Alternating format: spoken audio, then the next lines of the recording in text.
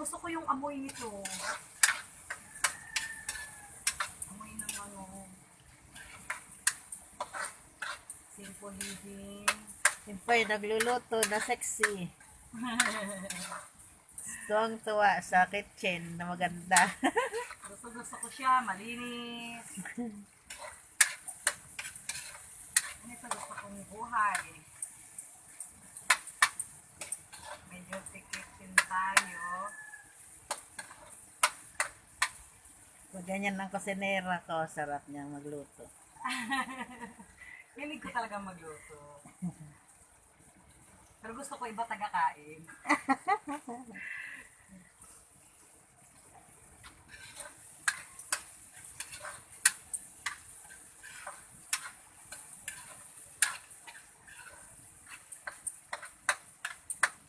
Makakapunta sa Amerika to.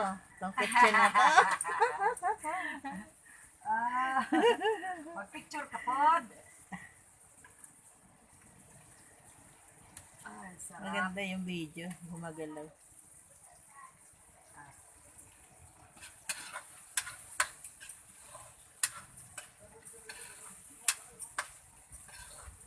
Okay. Ilubog na ang atong sardinas good. Yummy!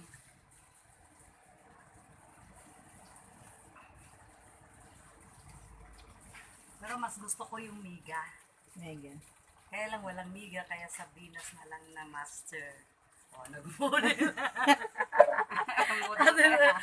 Nagluha-luha naman food ko, uy. Pero yan daw ang luhang pag-ibig. Yan. Yummy! Yan. So, kunting ano lang siya, kunting kulo. Tapos isusunod natin itong special udong na Bisaya.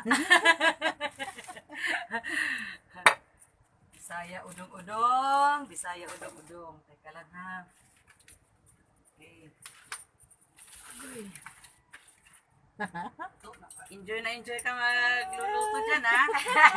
Nagkakahoy, palibasay wala kang kahoy sa inyo. Kaya nga, yan ang gusto ko kasi dati may kahoy kami, hindi na pwede, napinturahan na. Oo. So wala na. Tigil na yung aking ano. Sige, at nang matikman yung sarap ng udong mo. Yes, matching udong-udong. Tapos mamaya kukuha tayo ng water. Diyan ka na sa ano, timba. Malinis yun. Oo. Okay na. So mamaya-maya naman ulit ito. Pagkalagay ng water, lalagyan na natin ito ng udong. And then, sibuyas. Yung pinaka-toppings natin. Para masarap. No? So, i-close muna natin yan, guys. Oo, mamaya. Oo. Magpakulo muna. Mamaya ulit. Mamaya pagka-udong naman ang isusunod.